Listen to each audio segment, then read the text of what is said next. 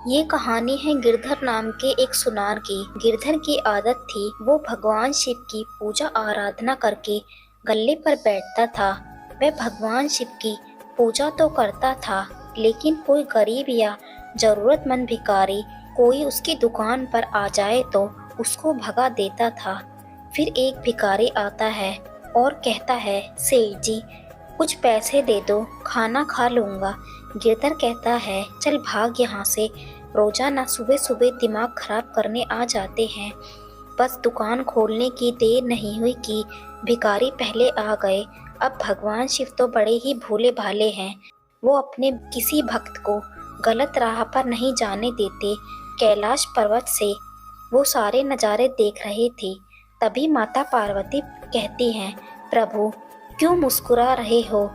देवी पार्वती, देखो मेरा भक्त गिरधर, वह पूजा तो बहुत मन लगाकर करता है, लेकिन पर वो ये नहीं जानता कि असली पूजा तो बेसहारा और जरूरतमंद की मदद करना है, क्योंकि धरती पर प्रत्येक प्राणी में मेरा वास है। अभी कुछ देर पहले ही उसने एक जरूरतमंद को अपने द्वार से खाली हाथ लौटा दिया। प्रभु फिर तो आपको अपने भक्त को सही राह पर लाना ही होगा। देवी पार्वती, मैं गिरधर के द्वार पर अवश्य ही जाऊंगा। अब वो उसे जानना है कि वो मुझे पहचानता है या नहीं।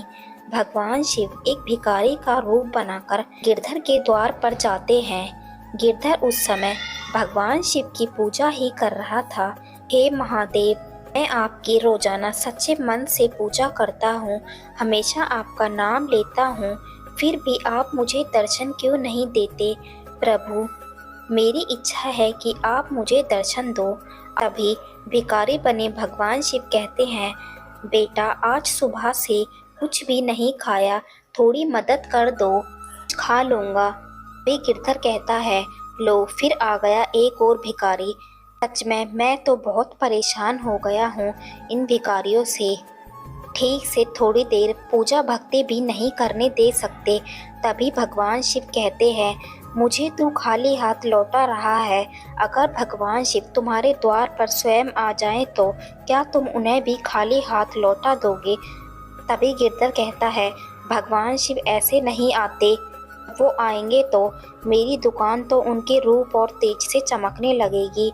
बहुत सुंदर रूप है उनका, वो तो साक्षात महाकाल है। तुझमें और भगवान शिव में बहुत अंतर है। तू ठहरा एक भिखारी और वो हैं पूरी सृष्टि को चलाने वाले। अगर मुझे उनके दर्शन हो गए तो मैं उनकी खूब सेवा करूँगा।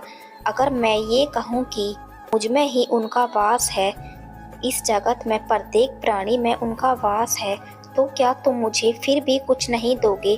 तभी गिरधर कहता है, तुझे भीख मांगनी है ना, इसलिए तू बड़ी बड़ी बातें बना रहा है। भगवान शिव तो बहुत सुंदर दिखाई देते हैं, तुझ जैसे भिखारी जैसे नहीं दिखते। तभी भगवान शिव कहते हैं, कहीं ऐसे तो नहीं दिखाई देते। भगवान शिव अपने असली रूप में आ जाते हैं।